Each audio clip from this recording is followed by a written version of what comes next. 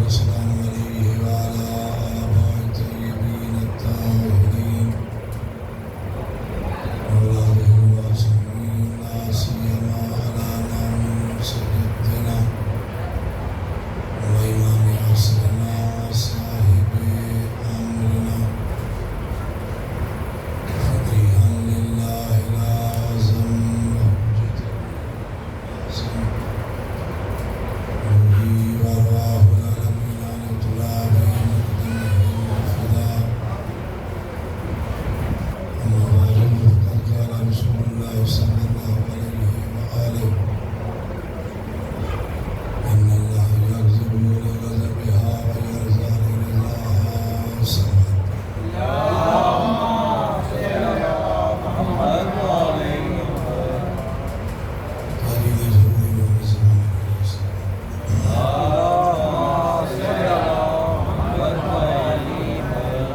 اپنے اعمال اور مجلس کی قبولیت کے لیے سوال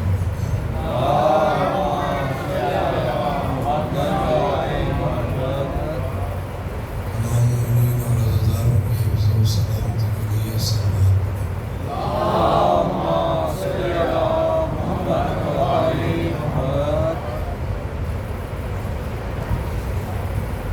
انسان کی زندگی کا انتہائی مقصد اور ساری زندگی کا نتیجہ تمام زحمات اور محنتوں کا خلاصہ زندگی میں کسی طرح کسی کام سے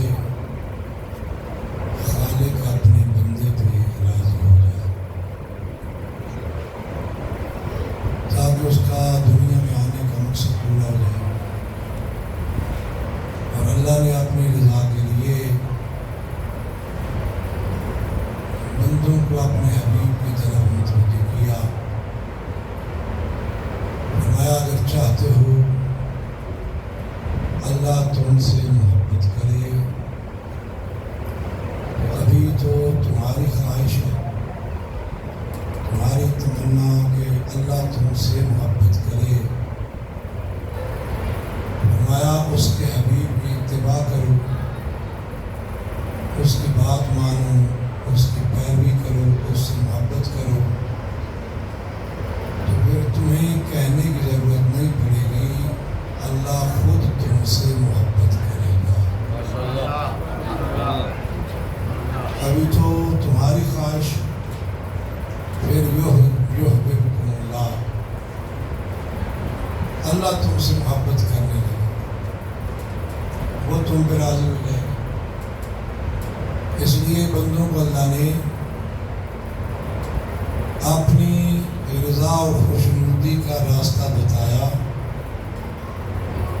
کہ اس کے حبیب کو راضی کرو اس کی رضا ہی خدا کی رضا ہے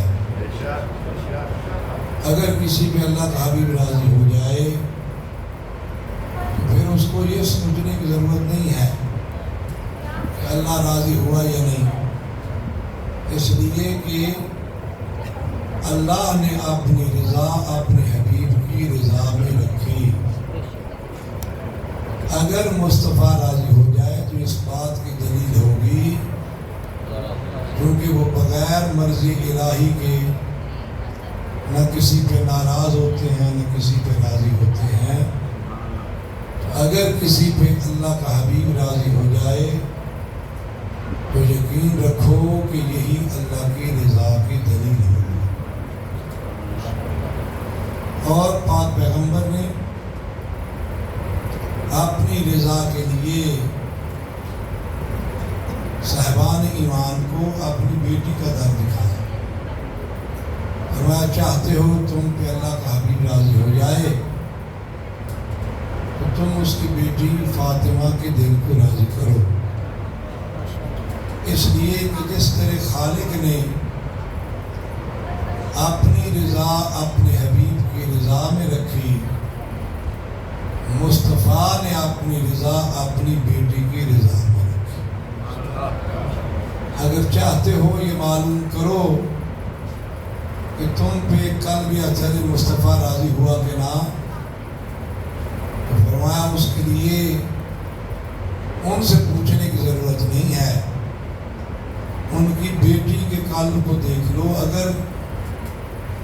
جناب سیدہ کا دل کسی پہ راضی ہو جائے تو سمجھنا مصطفیٰ راضی ہو گیا، اور اگر یہ کسی پہ راضی نہیں ہے وہ سب کچھ ہو سکتا ہے، لیکن اس پہ نہ اللہ راضی ہوگا نہ ہی اس کا رسول راضی ہوگا۔ تو کیسے پتہ چلے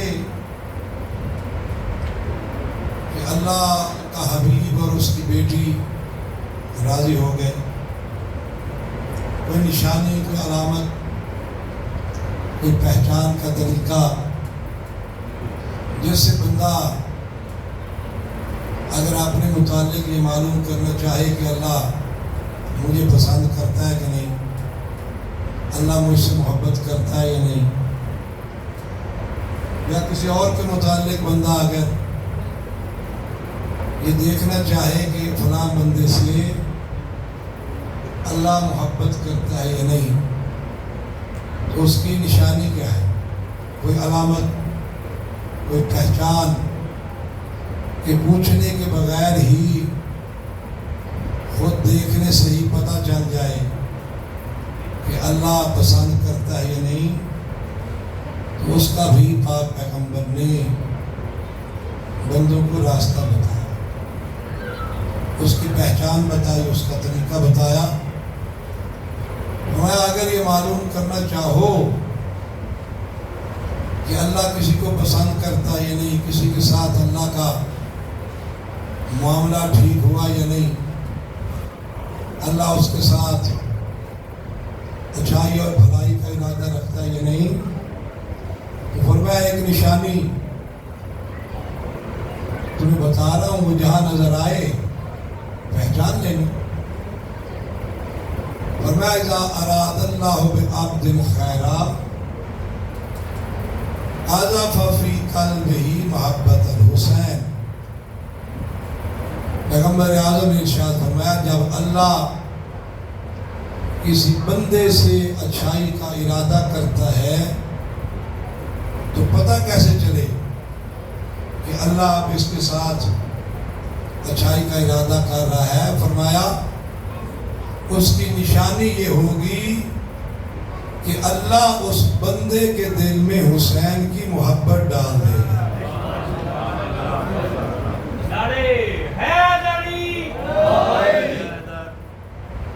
تو بندے کو اپنے دل کی طرف توجہ کرنی چاہیے۔ اگر اپنے دل میں محبت حسین پاتا ہے تو سمجھ لے کہ اللہ اس سے پسند کرتا ہے، اس سے محبت کرتا ہے۔ اور اگر اس کے دل میں محبت حسین نہیں تو پھر سمجھ لیے کہ اللہ کا بھی معاملہ ٹھیک نہیں ہوا، اللہ کے ساتھ ابھی تعلق بحال نہیں ہوا۔ اور پھر پاک پیغمبر نے دوسرے الفاظ میں اس کو یوں بیان فرمایا احب اللہ من احب حسینہ، میں اللہ اس سے محبت کرتا ہے جو حسین سے محبت کرتا ہے، اور جو حسین سے محبت نہیں کرتا اللہ اس سے محبت نہیں کرتا۔ تو دوسرے لفظوں میں پاک نبی نے بندوں کو ایک آسان راستہ دکھایا، چاہتے ہو کہ تم اللہ کے محبوب بنو، وہ تمہیں محبت کرے تو فرمایا تم حسین سے محبت کرو، اللہ تمہیں اپنا محبوب بنا لے، وہ تم سے محبت کرے گا۔ اور بندہ اپنے لیے ہمیشہ دعائیں کرتا ہے، ہر آدمی کرنی چاہیے جو کہ مالک سے مانگنا چاہیے، لیکن یہ پتہ نہیں ہے کہ ہماری دعا قبول ہوئی کہ نہیں۔ لیکن اگر کسی کے لیے اللہ کا حبیب دعا کرے تو یقیناً قبول ہوتی، اس لیے کہ اللہ اپنے حبیب کی کوئی بات رد نہیں کرتا، اور اللہ کے حبیب نے ایک دعا کی اور بندوں کو متوجہ کیا. امام حسن اور امام حسین پاک نبی کی گود میں دونوں. پاک نبی نے اپنے مالک سے دعا کی، مخاطب کی اللہم انی احبہما، پالنے والے میں ان دونوں سے محبت کرتا ہوں. تو ٹھیک ہے، اس میں کون سی اللہ کو بتانے والی بات ہے؟ اللہ کہہ سکتا تھا نا آپ کے بیٹے ہیں محبت کرتے ہو، تو کون سی بڑی بات ہے. لیکن اگر نبی کہہ رہے ہیں کہ پالنے والے میں ان سے محبت کرتا ہوں، تو خبر نہیں دے رہے، اس لیے کہ اللہ کو خبر دینے کی ضرورت نہیں، وہ سب کو جانتا ہے اور اللہ کو بھی پتہ ہے کہ اس کے بیٹے ہیں محبت کرتا ہے.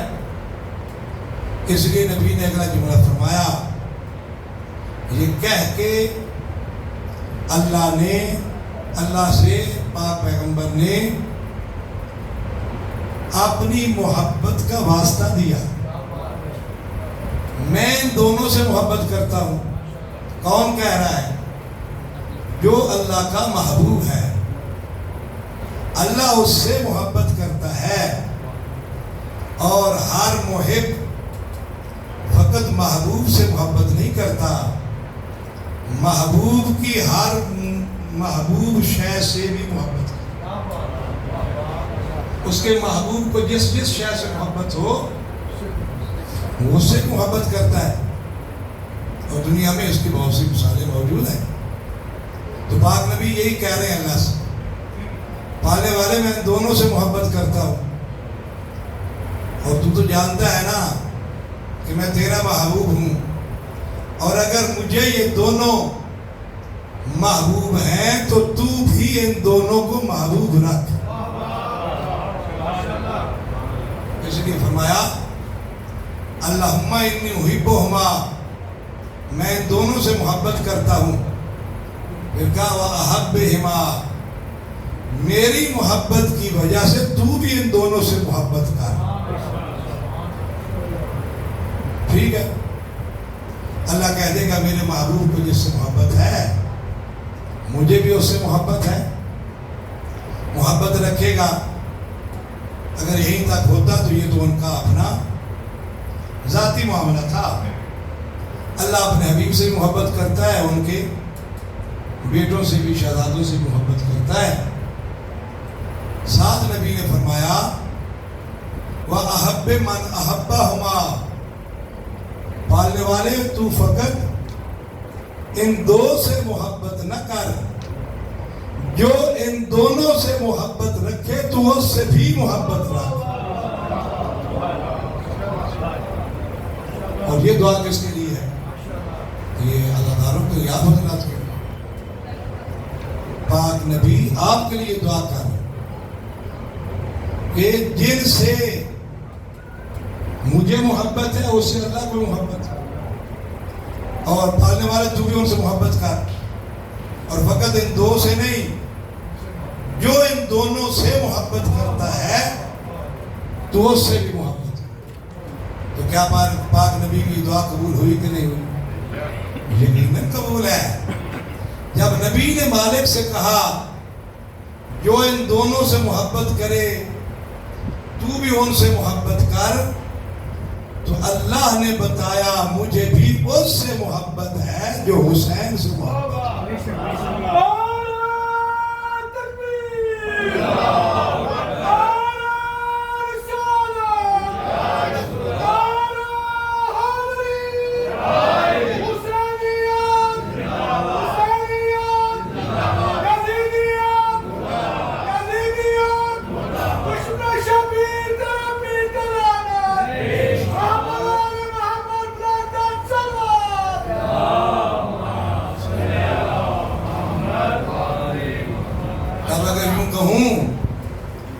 کہ سال میں 11 مہینے اللہ بندوں کو موقع دیتا ہے، وہ یہ دعویٰ کرتے ہیں کہ ہمیں اللہ سے محبت ہے.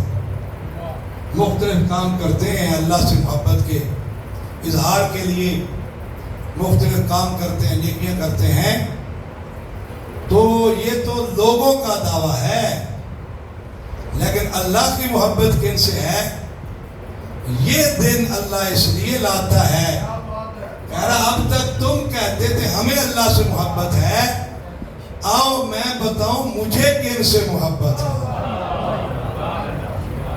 اللہ بتاتا ہے کہ وہ جو صف عزائے حسین پہ آتے ہیں، جن کو حسین سے محبت ہے، اللہ کہتا ہے مجھے بھی ان سے محبت ہے۔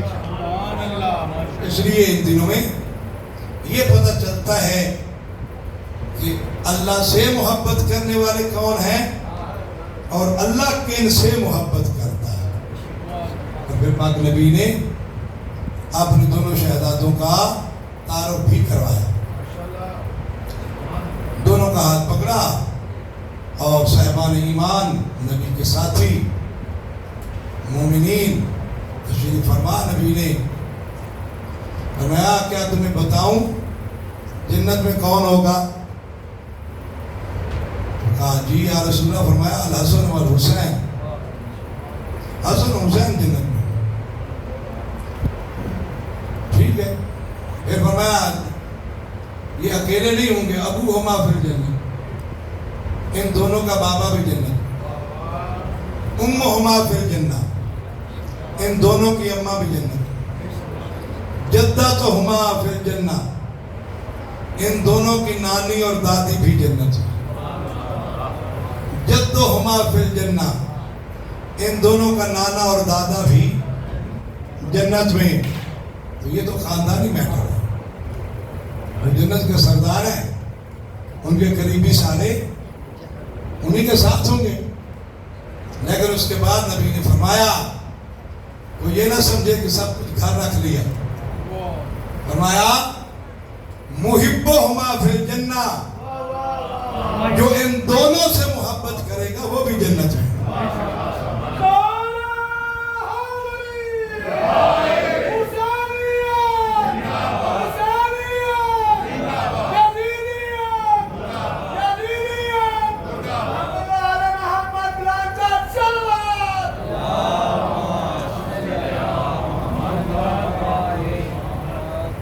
اور اس کے بعد ایک اور جملہ فرمایا محبہما فی الجنہ، ان دونوں سے محبت کرنے والا بھی جنت میں ہوگا، وَمُحِبُّ مُحِبِّیہما فی الجنہ، جو ان دونوں سے محبت کرے ان سے محبت کرنے والا بھی جنت میں۔ پہلے کس کی عظمت بیان کی؟ حسنین کی۔ پھر کس کی عظمت بیان کی؟ ان دونوں کے عزاداروں کی، جو ان سے محبت کرے اللہ ان کو ان کی محبت کی وجہ سے جنت دے گا۔ اور پھر اس کے بعد عزاداروں سے محبت کرنے والوں کی عظمت کو بھی بتایا۔ فقط ان دونوں کے محب نہیں جائیں گے، ان سے محبت کرنے والوں سے اگر کوئی محبت کرے اللہ ان کی وجہ سے ان کو بھی جنت دے گا۔ تو فقط یہ نہیں ہے کہ مولا حسین اور حسن سے محبت کرو، ان کے عزاداروں سے بھی محبت کرو، ان سے محبت رکھنے والوں سے بھی محبت کرو، ان کا بھی احترام کرو۔ عزاداروں کا احترام یہ خود اہل بیت کی تمنا ہے، خود کر کے بتایا ہوں، ایسے نہیں ہے، باتیں نہیں ہیں۔ عزادار کا خود اہل بیت احترام کرتے ہیں، اس لیے ان سے محبت بھی کرتے ہیں اور ان کا احترام بھی کرتے ہیں، شکریہ ادا کرتے ہیں۔ اور آپ نے سنا خود واقعہ کربلا کے بعد مولا امام سجاد علیہ السلام نے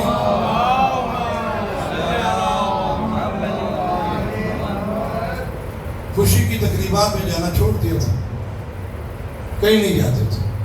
اگر کبھی کو مومن آیا کہ میرے بیٹے کی شادی ہے تشریف لے آئیں، فرماتے کہ نہیں میں نے یہ واقعہ کربلا کے بعد خوشیوں میں شریک ہونا چھوڑ دیا، اور اگر خواہش کرتا میں چاہتا ہوں آپ کے قدم مبارک میرے گھر میں آئیں وہ فرماتے کہ اس کا طریقہ یہ ہے کہ میرے بابا حسین کی مجلس میں عزاداری کرو، تو وہ ذکر عزاداری کرتا تو حضرت تشریف لے جاتے، اور کتابوں میں ہے کہ جب حضرت وہاں جاتے تو وہ سب سے آخر میں بیٹھتے جہاں پہ عزادار بیٹھے، سب سے آخر میں وہاں حضرت تشریف فرما ہوتے۔ اور صرف یہی نہیں، جب بھی کوئی عزادار آتا مولا اٹھ کے کھڑے ہو جاتے، اس کا شکریہ ادا کرتے، تیرا شکریہ تو میرے بابا حسین کا ذکر ہے۔ تو یہ ہمارے لیے سبق ہے۔ اور کچھ لوگوں کو غریب مومنین سے، غریب عزاداروں سے، یا جن کے کام کو زیادہ ان کے نزدیک اچھے نہ ہوں، تو تھوڑا سا ان کو پرابلم ہوتا ہے۔ کوئی جو زیادہ عبادت گزار ہوتے ہیں، اپنی عبادت کی وجہ سے ان عام عزاداروں کو زیادہ اہمیت نہیں دیتے، وہ سمجھتے ہیں کہ یہ ان کے کام بہت اچھے نہیں ہیں، بہت زیادہ عبادت گزار نہیں ہیں، زیادہ ایسے ہی ہیں۔ یہ ہمارے لیے سبق ہے، دنیا میں کوئی ہے عبادت گزار جو زین العابدین سے بڑا عابد ہے؟ تو صبر کر سکتا ہے کہ چوتھے امام سے بڑا کوئی عبادت گزار ہو، ان سے بڑا کوئی سجدہ کرنے والا ہو، لیکن جہاں پہ آ کے ساری دنیا تو عبادت کی وجہ سے اچھی بنتی ہے، اس کی زینت ہے، لیکن عبادت کی زینت کا نام سید سجاد ہے۔ نیک لوگوں کو زینت عبادت کی وجہ سے ملتی ہے، اور عبادت کو زینت سید سجاد کی وجہ سے۔ تو جہاں عبادت کی انتہا ہو، وہ اگر ایک عام عزادار کے لیے اٹھ کھڑے ہوتے ہیں اور شکریہ ادا کرتے ہیں، تو ہمیں بھی اپنے متعلق تھوڑا سوچنا چاہیے، غور کرنا چاہیے۔ تو اس لیے یہ جملہ کہہ کے نبی نے عزاداروں کا احترام بتایا کہ عزاداروں کا بھی احترام کرو، جو میرے حسن حسین سے محبت کریں تم ان سے بھی محبت کرو، اس لیے کہ وہ حسن و حسین سے محبت کی وجہ سے اللہ کے محبوب بن جاتے ہیں، اور جس کو اللہ محبت کرے تمہارا حق بنتا ہے تم بھی اس کا احترام کرو۔ اس لیے راستہ دکھایا پاک نبی نے، چاہتے ہو اللہ تم پہ راضی ہو، اللہ کا تم قرب حاصل کرو، تو اس خاندان کے قریب ہو، ان سے محبت کرو۔ کیوں؟ اس لیے کہ وہ خاندان اللہ نے نہ ان سے پہلے کوئی ایسا خاندان بنایا، نہ ان کے بعد کوئی ایسا۔ بڑے بڑے خاندان دنیا میں آئے، آپ بھی آئیں گے، اور پہلی بات تو یہ ہے کہ جتنے بھی خاندان آئے موجود ہیں آئیں گے، ان میں سے کوئی خاندان حسین کے خاندان کے برابر نہیں، بڑا ہونا تو دور کی بات ہے، ان کے برابر بھی نہیں ہے۔ اور دوسری بات، کائنات میں جتنے خاندان ہیں وہ سارے یہی دنیا تک، مرنے کے بعد کوئی خاندان نہیں، سب کوئی بھرا رہ جائے گا، قیامت کے دن پوچھے گا کوئی نہیں، کوئی خان ہے، ملک ہے، آغا ہے، چودھری ہے، وہ سارے ادھر ہی ہیں، یہ سب ختم ہو جائیں گے۔ قیامت کے دن کوئی خاندان کسی نسب نہیں ہوگا۔ قیامت کے دن اللہ نے جیسے دنیا میں اپنے حبیب کو اعزاز عطا کیا، ویسے ہی آخرت میں بھی اعزاز عطا کیا۔ اس لیے جب آیت نازل فرمائی فلا انصاب بینہم یوم القیامہ، کہ قیامت کے دن لوگوں کے درمیان کوئی نسب نہیں ہوگا، کوئی رشتہ داری، کوئی خاندان، کسی کا کوئی کسی سے لینا دینا نہیں ہوگا، مر کے ایک دوسرے سے بھاگتے ہوئے نظر آتے ہیں۔ تیسرے پارے میں اللہ نے بتایا پاک پیغمبر کی حدیث تمام تفسیروں میں مسلمانوں کی کتابوں میں موجود ہے. فرمایا کل حسب و نسب منقطع یوم القیامہ الا حسبی و نسبی. قیامت کے دن ہر حسب و نسب ختم ہو جائے گا سوائے میرے حسب اور نسب. قیامت کے دن اگر کوئی خاندان ہے، کوئی رشتہ داری ہے، کوئی نسب ہے، تو پھر صرف اللہ کے حبیب مصطفیٰ. یہ وہاں بھی باقی ہوگا، یہ وہاں بھی باقی رہے گا. اور فقط اگر خاندان ہوتا تو نبی کا خاندان تو وہاں ہے، لیکن یہ خاندان بڑا کریم ہے. جو ان کے در پہ سیدھی نیت سے، اچھی نیت سے آ جائے تو ان کو جدا نہیں کرتے اپنے آپ سے، اس کو بھی قریب کر کے اپنا بنا لیتے ہیں.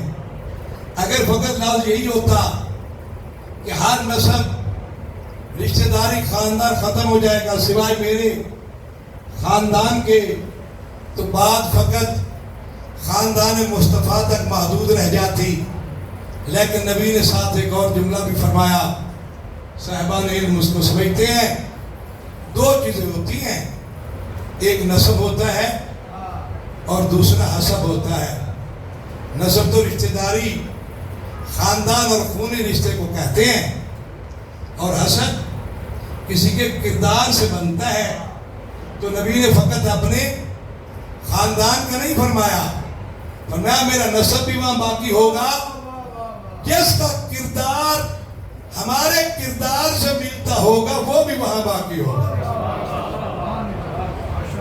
اس لیے فرمایا ہم سے محبت کرو، میرے بیٹوں سے محبت کرو، تاکہ تمہارا کردار، تمہارا تعلق ان سے بن جائے اور یہاں دنیا میں ہی ختم نہ ہو جائے. یہ تعلق جو حسن حسین سے محبت کر کے تم دنیا میں نبی سے قائم کرو گے. مصطفیٰ نے بتایا ہم کریم ہیں، کسی کو راستے میں نہیں چھوڑتے. میرے بیٹوں سے محبت کر کے مجھ سے تم تعلق پیدا کرو. وعدہ کرتا ہوں قیامت کے دن بھی ہم اس تعلق کو نبھائیں گے.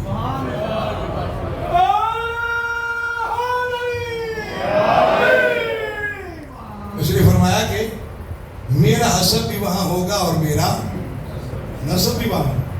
نبی سے تعلق قائم کرو، اور وقت زبانی کلامی نہیں ہوتا، اس کے لیے راستہ بتایا. ان سے محبت کرو جن سے مصطفیٰ محبت کرتا ہے.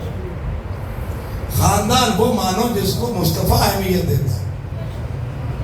اور کون سب سے اعلیٰ، یہ بھی نبی نے فرمایا. نہ بھی بتاتے تبھی پتہ ہے، لیکن خود نبی تعارف کروا کے گئے. خود نبی نے بھی فرمایا کیا تمہیں بتاؤں کہ ماں اور باپ کے اعتبار سے سب سے بہتر کون ہے؟ صحابہ نے کہا ہاں یا رسول اللہ. فرمایا حسن و حسین. ان جیسی ماں اور باپ کسی کا. کیا تمہیں بتاؤں نانا اور نانی کے اعتبار سے سب سے اعلیٰ کون ہے؟ کہا ہاں یا رسول اللہ. فرمایا حسن و حسین. کیا تمہیں بتاؤں دادا اور دادی کے اعتبار سے سب سے اعلیٰ کون ہے؟ فرمایا حسن و حسین. یہ خود بھی بتایا، لیکن پھر ایک سوالیہ انداز میں بھی بتایا. مولا حسین نبی کی گود میں، اور پاک نبی اپنے بیٹے سے پیار کر رہے. وہاں ایک اور جملہ بھی، پاک نبی اپنے بیٹے سے پیار کر رہے تھے. شہزادے نے پوچھا بابا مجھ سے محبت کرتے ہیں؟ نبی نے فرمایا ہاں. کیا اس خاندان کا سمجھانے کا طریقہ ہے دنیا میں؟ تو پھر کہا بابا اللہ سے محبت کرتے ہیں؟ کہا ہاں. تو شہزادے نے کہا بابا پھر دو محبتیں ایک دل میں جمع کیسے ہو سکتی کہ خالق کی محبت بھی ہو، مخلوق کی محبت بھی ہو، میری محبت بھی ہو، اللہ کی محبت بھی ہو. تو نبی نے بیٹے کا ماتھا چوم کے فرمایا تیری محبت ہی تو اللہ کی محبت ہے. اور یہ اس لیے ہمیں بھی بتایا تو یہ نہ کہے کہ یہ دوئیت ہو رہی ہے. اللہ کی محبت کا پیمانہ ہی ان کی محبت ہے، وگرنہ تو یک طرفہ پتہ ہی نہیں ہے محبت ہے کہ نہیں. فرمایا ان سے محبت ہی در حقیقت اللہ سے محبت. مانا کیا ہے کہ اگر ان سے محبت نہیں ہے تو پھر تم اللہ سے جتنی محبت کرتے رہو، دعوے کرتے رہو، وہ یک طرفہ ہے، اس کی کوئی اہمیت نہیں ہے. اللہ اس محبت کو کوئی اہمیت نہیں دیتا. تو نبی نے پوچھا اپنے بیٹے سے، بیٹا آپ افضل ہیں کہ میں؟ تو ویسے اگر نبی یہ نہ پوچھتے یہ سوال بنتا تھا بنا؟ یہ سوال درست ہے کہ نبی اپنے بیٹے سے کہ آپ افضل ہیں یا میں؟ تو سوال بنتا ہے. تو نبی نے کہا نا یہ کون کہہ رہا ہے؟ جو شہر حکمت ہے، شہر حکمت ہے، جو شہر علم ہے، مدینہ تو علم ہے، مدینہ تو حکمت ہے، اور یہی حکمت ہے. اگر سوال نہ بنتا ہوتا کیا نبی پوچھتے؟ اور اگر نبی نہ پوچھتے تو پتہ ہی نہ چلتا. ہاں، اور اگر سوال غلط ہوتا وہی مولا حسین بھی کہہ دیتے نانا یہ بھی کوئی سوال ہے. تو انہوں نے بھی کہا بابا آپ نے اگر پوچھا ہے تو انصاف یہ ہے کہ میں آپ سے افضل ہوں، میں آپ سے بہتر ہوں. تو پاک نبی نے وجہ پوچھی کیسے بیٹا؟ تو ساری وجہ بتائی. تو کہا نانا جیسا نانا آپ جیسا اللہ نے مجھے دیا ویسا نانا آپ کو نہیں دیا. حسن حسین جیسا نانا کائنات میں کسی کو. جیسا بابا اللہ نے علی جیسا مجھے دیا ویسا بابا آپ کا نہیں. تو کیا کہنے والا حسین کے؟ اور اگر یہ جواب غلط ہوتا چاہیے تھا نبی ٹوک دیتے کہ آپ یہ کیا کہہ رہے ہیں. لیکن نبی نے تصدیق کر کے بتایا اگر محمد کا باپ حسین کے باپ کا مقابلہ نہیں کر سکتا تو کسی اور کا باپ حسین کے باپ کا مقابلہ.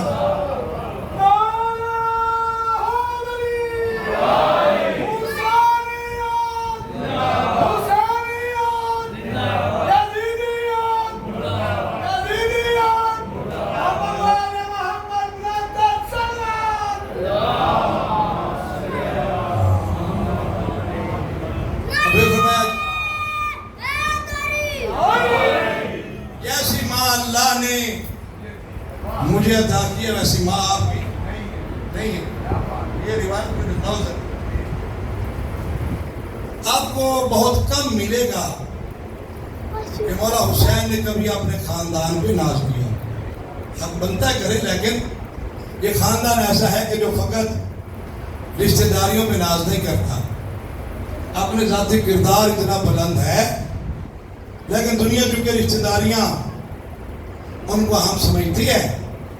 اور شاید ایک آدھ دفعہ تاریخ میں ملے کہ کبھی کسی کے ساتھ مولا حسین نے اپنے خاندان کا تذکرہ کیا اور ناز کیا ہو، اس لیے کہ کسی اور کے پلے کچھ ہو تو اپنا خاندان حسین ان کے سامنے بیان کیا.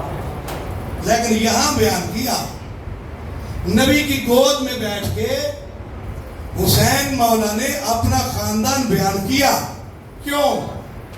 اس لیے کہ یہاں مقام بنتا تھا، یہاں موازنہ ہو سکتا تھا، اور مولا حسین نے کسی اور کے ساتھ نہیں، پاک نبی اور مولا علی کے ساتھ اپنے خاندان کا مقابلہ اور موازنہ کیا، اپنے نسب کا موازنہ کیا، اور ان دونوں کو مخاطب کر کے دنیا کو بتایا کہ فقط دو فرد نہیں ہیں، یہ اولین و آخرین میں سے سب کے سردار ہیں.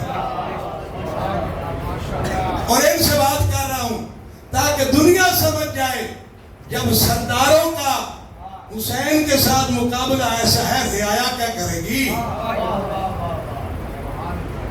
مصطفیٰ کو مخاطب کیا، یہ اکیلے مصطفیٰ نہیں، یہ آدم سے لے کے مصطفیٰ تک 1,24,000 نبی ہیں، یہ سب کا سردار ہے۔ یہ پچھلے سارے مولا حسین نے ان کی تاریخ بیان کر دی، مولا علی کا تذکرہ کیا۔ یہ اکیلے مولا علی نہیں، یہ علی سے لے کے آگے 11 امام، ان سب کا بھی احاطہ کیا۔ اور 3 صفحے ہیں جو اللہ کی نظروں میں سب سے زیادہ باعزت قیامت کے دن، یا دنیا کی بات نہیں کر رہا، سب سے اعلیٰ مقام وہاں پر کس کا ہوگا؟ نبی کا، رسول کا اور امام کا۔ ایک صف ان کی ہوگی، ان کے بعد اگر کسی کی عزت ہوگی تو مومن کی ہوگی۔ اللہ نے مومن کو عزت دی ہے، اور قرآن مجید نے بتایا بھی، وَلِلَّهِ الْعِزَّةُ وَلِرَسُولِهِ وَلِلْمُؤْمِنِينَ، عزت ساری اللہ کی، اس کے رسول کی اور پھر مومنین کی۔ جو مومن نہیں ہے اللہ اس کو عزت کے قابل ہی نہیں سمجھتا۔ تو مولا حسین نے کیا کیا؟ ان دونوں کے سامنے یہ جملہ کہہ کے بتایا کہ حسین کی ماں جیسی مصطفیٰ کی ماں بھی نہیں۔ یعنی جب نبیوں اور رسولوں میں کسی کی ماں حسین کی ماں جیسی نہیں، تو امت کی ماں حسین کی ماں کا مقابلہ کیا کر سکتا؟ اور اس میں فقط پہلے نبی نہیں، ہمارے نبی بھی شامل ہیں۔ مصطفیٰ سمیت کسی کی ماں حسین کی ماں جیسی نہیں۔ اور پھر مولا علی کا تذکرہ کیا کہ علی کی ماں بھی حسین کی ماں جیسی نہیں۔ یہ کہہ کے قیامت تک کے لیے ان کی حقیقت کو بتا دیا کہ علی ہے امیر المومنین، اور حسین دنیا کو بتا رہے ہیں نہ نبیوں اور رسولوں کی صف میں اور نہ کوئی مومنین کی صف میں۔ اور جب امیر المومنین کی ماں حسین کی ماں کا مقابلہ نہیں کر سکتی تو مومنوں کی ماں حسین کی ماں کا مقابلہ کر سکتی؟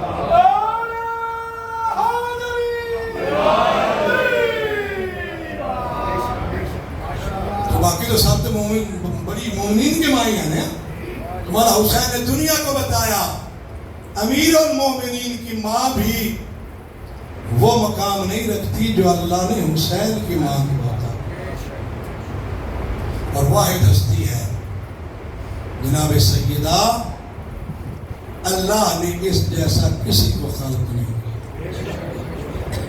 ان کی تخلیق دوسروں سے ہٹ کے، ان کا مقام دوسروں سے علیحدہ، اور یہ وہ اعزاز جو اللہ نے فقط حسن حسین کو عطا کیا، نہ ان سے پہلے کسی کو ملا نہ ان کے بعد کسی کو ملا۔ اور اس میں ہمارے نبی بھی شامل، 1,24,000 نبی سارے معصوم ہیں، لیکن کسی کی زوجہ معصومہ نہیں،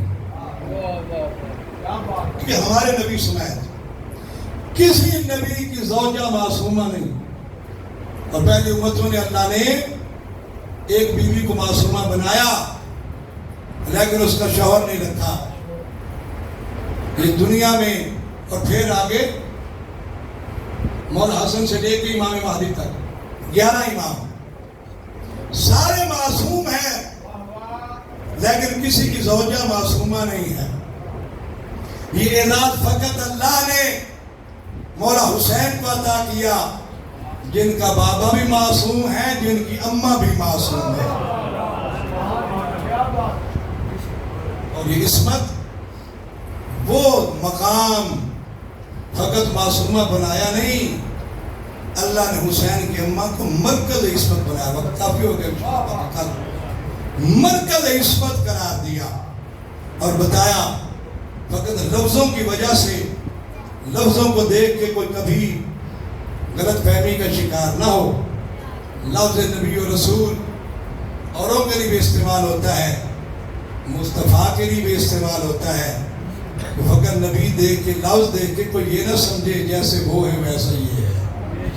اس طرح لفظ معصومہ، اس عصمت کو دیکھ کے غلط فہمی کا شکار نہ ہو، یہ مرکز عصمت ہے۔ اور بی بی نے ہی اپنے بیٹے کو بتایا کہ اگر کبھی اللہ کے دین کو ضرورت پڑے تو پھر وہاں پہ قربانی کیسے دی جاتی ہے۔ اللہ کے دین کا، اللہ کے ولی کا تحفظ کیسے کیا جاتا ہے؟ جہاں آپ حضرات مولا علی کی ولایت کے قائل، اس کے شیدائی، اس پہ نعرے لگانے والے، خوش ہونے والے اور بجا حق بنتا ہے، وہاں کبھی کبھی جناب سیدہ کا شکریہ ادا کیا کرو،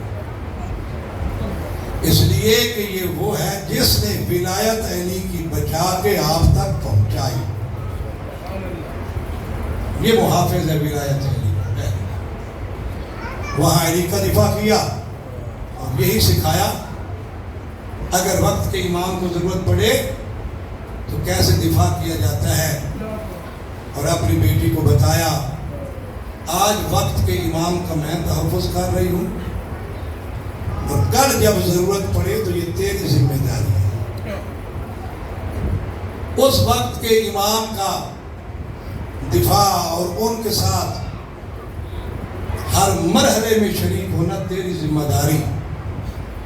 اس لیے کوئی مرحلہ زندگی کا ایسا نہیں جس میں علی کے ساتھ سیدہ شریک نہ کرے، اور زندگی کا کوئی ایسا مرحلہ نہیں جس میں دین اسلام کے لیے کوئی قربانی دینے ہو حسین کے ساتھ حسین کی بہن زینب شریک نہ ہو۔ یہ ماں کی تربیت ہے، اور یہی کربلا کو بتایا۔ ایک ایک کہ لاشیں اٹھا چکے، صبح سے لے کے 10ویں کا دن جب طلوع ہوا عصر تک زہرا کا بیٹا سب کے لاشیں اٹھاتا رہا، آخری استغاثہ بلند کیا، پھر خیمے کے در پہ آخری الوداع کیا، آ کے علی کی بیٹی سے ایک پرانا لباس مانگا، ایک پرانا قمیض بی بی نے دیا، اس کو بھی زہرا کے بیٹے نے تلوار سے جگہ جگہ سے تار تار کیا، اس کو اپنے اس ابا کے نیچے پہنا، چلنے لگے تو بی بی نے کہا مہلن مہلن یا ابن زہرا، زہرا کے بیٹے تھوڑی دیر رکو۔ مولا حسین رکے، بی بی قریب آئی، حسین نے ذرا یہ گریبان کے بند کھولے، مولا حسین نے گریبان کے بند کھولے، گلے پہ بوسہ دیا، پھر سینے پہ بوسہ دیا۔ علی کی بیٹی یہ کیا کر رہی ہو؟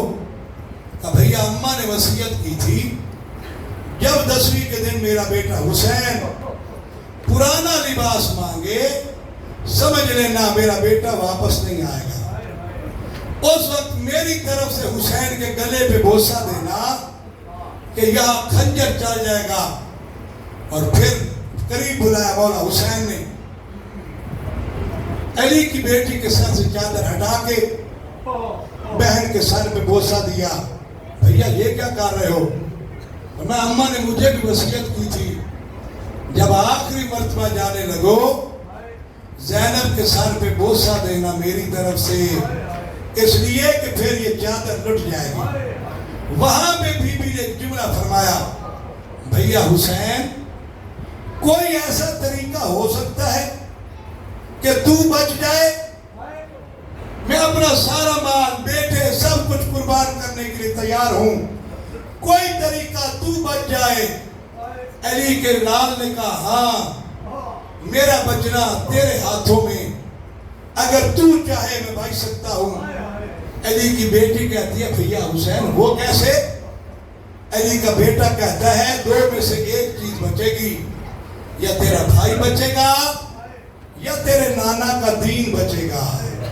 اب جو دین کا نام آیا علی کی بیٹی 2 قدم پیچھے ہٹ کے کہتی ہے حسین جس نانا کا تو بیٹا اسی کی میں نواسی، جس علی کا تو بیٹا اسی کی میں بیٹی، جس فاطمہ کا شیر تو نے پیا اسی ماں کی میں بیٹی۔ اگر دین خدا کے لیے تجھ میں جان دینے کا حوصلہ ہے تو میں بھی زہرا کی بیٹی ہوں، مجھ میں اتنا حوصلہ ہے میں تیرے جیسے بھائی کو راہ خدا میں قربان کر سکتی ہوں۔ اور یہی بتایا 11 محرم کو جب مقتل سے بی بی گزری، بڑی مشکل سے محمد پہ سوار ہوئی تھی، لیکن جب بھائی کے لاشے کے قریب پہنچی نہ جانے کیسے محمد سے زمین پہ آئی۔ خطبہ کہتے ہیں علی کی بیٹی بھائی کی لاش پہ محمل سے اس طرح زمین پہ آئی جس طرح جناب غازی عباس اپنے گھوڑے سے زمین پہ آئے. آپ پوچھ سکتے ہیں نا وہ تو مرد تھے, ان کے تو بازو تھے, کر چکے تھے, بی بی کے بازو موجود تھے, لیکن ایک ہی جیسا تھا. عباس کے بازو تھے لیکن قلم ہو گئے. علی کی بیٹی کے بازو تو تھے لیکن پسے گردن بدے ہوئے تھے, رسیوں میں پابند تھے. نہ جانے بدے ہاتھوں سے کیسے بھائی کے لاشے پہ آئی, بدے ہاتھوں سے پتھر ہٹائے, بھائی کے لاشے کے قریب پہنچی, آسمان کی طرف سر بلند کیا اور کہا اللہم تقبل منا ھذا القربان. پالنے والے زینب کی یہ قربانی قبول کر لیں. ہے کسی بہن میں اتنا حوصلہ؟ بس ازادارو یہ قافلہ اب چلا, کچھ دور جا کے کربلا سے یہ قافلہ رکا, کچھ دیر وہاں ٹھہرا, اس کے بعد کوچ کا نکارہ بجا, یہ قافلہ پھر چلنے لگا. سارا قافلہ سوار ہو چکا. سید سجاد نے دیکھا سکینہ نظر نہیں آئی. آئے پھوپھی کے محمل کے پاس, پھوپھی اماں سکینہ نظر نہیں آ رہی. بیٹا دیکھو نا. سجاد چلے تلاش کرتے کرتے مقتل میں اس جگہ پہ پہنچے جہاں پہ مولا حسین کا لاشا تھا. جب وہاں پہ سید سجاد نے دیکھا سکینہ نے بابا کے تلووں پہ منہ رکھا ہے اور سو رہی ہے. آ کے سید سجاد نے بہن کا شانہ ہلایا, اٹھو سکینہ. قافلہ انتظار میں. ایک سوال پوچھا, سکینہ اگر تو نے بابا کو بوسہ دینا تھا, بابا کے سینے پہ بوسہ دیتی, بابا کے گلے پہ بوسہ دیتی, بابا کے ہاتھوں پہ بوسہ دیتی, تو نے پاؤں کے تلوے پہ منہ کیوں رکھا؟ کہا بھیا میں نے ارادہ کیا بابا کو بوسہ دوں, لیکن جسم کی کوئی جگہ زخموں سے خالی نہ ملی, اس لیے میں نے بابا کے پاؤں کے تلووں پہ منہ رکھا. سکینہ چلو, پورا قافلہ انتظار میں. کہا بھیا ان سے کہو سب کو لے جائے, مجھے یہاں کربلا میں رہنے دے. سکینہ یہاں رہ کے کیا کرو گی؟ کہا بھیا مجھے بابا ایک کہانی سنایا کرتے تھے.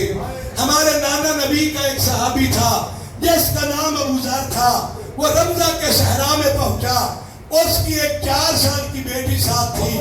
جب ابو ذر کا انتقال ہوا, بیٹی کو وصیت کی تھی میری ابا میری لاش پہ دے دینا, جا کے ٹیلے پہ کھڑی ہو جانا, اگر کوئی قافلہ گزرے ان کو بلا کے کہنا کہ جس نبی کا کلمہ پڑھتے ہو اس کا صحابی بے گور و کفن ہے. کہا بھیا میں نے سنا ہے بابا کہتے تھے ابو ذر کے انتقال کے بعد اس کی بیٹی ایک ٹیلے پہ کھڑی ہو گئی, ایک قافلہ گزر رہا تھا, اس نے سر سے چادر اتاری, چادر کا اشارہ کر کے قافلے کو بلایا. جب قافلہ قریب آیا کہا اگر تم مسلمان ہو تو جس نبی کا کلمہ پڑھتے ہو اس کا صحابی بے گور و کفن. مالک کشتر نے ابو ذر کو آ کے دفن کیا. اس کی 4 سال کی بیٹی کو احترام سے لے کے گھر گیا, اس کی وہاں پہ تربیت کی. سکینہ یہ بتا کے کہتی ہے بھیا میری عمر بھی 4 سال ہے, میرا بابا بھی بے گور و کفن ہے, میں جا کے راستے میں کھڑی ہو جاؤں گی, میرے سر پہ چادر تو نہیں ہے, ہر گزرنے والوں کو ہاتھ کا اشارہ کر کے کہوں گی اگر تم مسلمان ہو تو جس کا کلمہ پڑھتے ہو اس نبی کا نواسہ بے گور و کفن پڑا ہے, آؤ میرے بابا کو دفن کر دو. سجاد کہتے ہیں سکینہ اگر کسی نے تیری بات نہ مانی تو پھر کیا کرو گی؟ کہا بھیا میں 7 والی بستی میں جاؤں گی, وہاں کے بچوں کو جمع کر کے لے آؤں گی. بچوں کی عادت ہے وہ مٹی سے کھیلتے ہیں, میں کہوں گی اے بچوں تم ایک ایک مٹھی مٹی کی اٹھاؤ, میرے بابا کے لاشے پہ ڈالتا جاؤ, تمہارا کھیل ہو جائے گا, میرا بابا دفن ہو جائے گا. لیکن سکینہ کی یہ خواہش بھی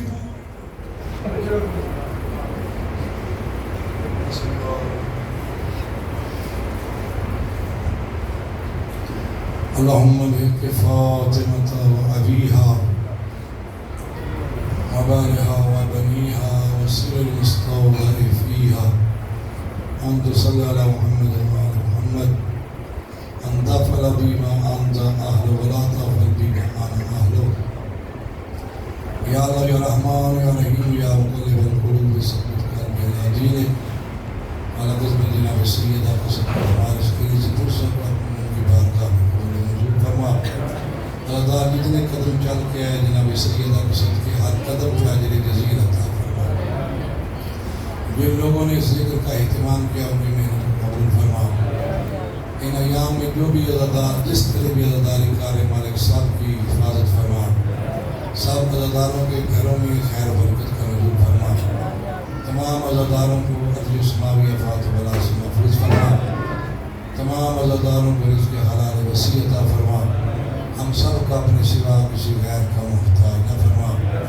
مالک عظمت جناب سیدہ کا صدقہ ہماری تمام غلطیوں کوتاہیوں سے صرف نظر فرما، ہمارے اعمال میں اخلاص پیدا فرما، اسلام کا بول بالا فرما، دشمنان اسلام کی سازش کو ناکام فرما، ملک عزیز پاکستان کو استحکام عطا فرما، اس کے داخلی خارجی دشمنوں کو ذلیل و رسوا فرما، ان دہشت گردوں کی سازشوں کو ناکام فرما، مسلمانوں میں اتفاق و اتحاد پیدا فرما، مذہب حقہ کی نصرت فرما، شیعان علی بن ابی طالب دنیا کی جس دوشہ میں آباد ہے اور جو سماوی آفات و بلا سے محفوظ فرما، جو مقروض ان کے قرض اپنے خزانہ رحمت سے ادا فرما، جو بے گھر ان کو گھر عطا فرما، جن کو اولاد نرینہ عطا فرما، جن کو اولاد عطا کی ہے نیک و صالح بنا، تمام مومن مومنات جو محروم ہو چکے ان کے درجات کو بلند فرما، جو موجود ہیں ان کی توفیقات میں اضافہ فرما۔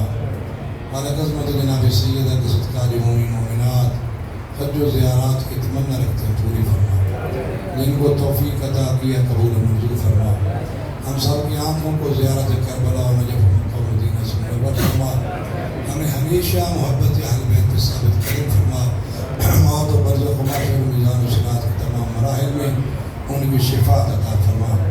مالک دنیا ظلم و جور سے بھاگ چکی ہے اپنے ولی برحق ہمارے آقا و مولا حضرت حجت کی ظہور میں تاجیل فرما، ہمیں حضرت کی زیارت سے مشرف فرما، ان کے آوان و نثار کی معیت عطا فرما، ان کے قلب ناظرین کو ہم سے راضی خوشنود فرما، ہمارا سلام یا عزیزان ان کی خدمت میں پہنچا۔ عظمت امام زمانہ کے صدقہ تمام مومن مومنات خصوصاً حاضرین کی تمام دعاؤں کو مستجاب فرما۔ اللہم صلی اللہ علیہ وسلم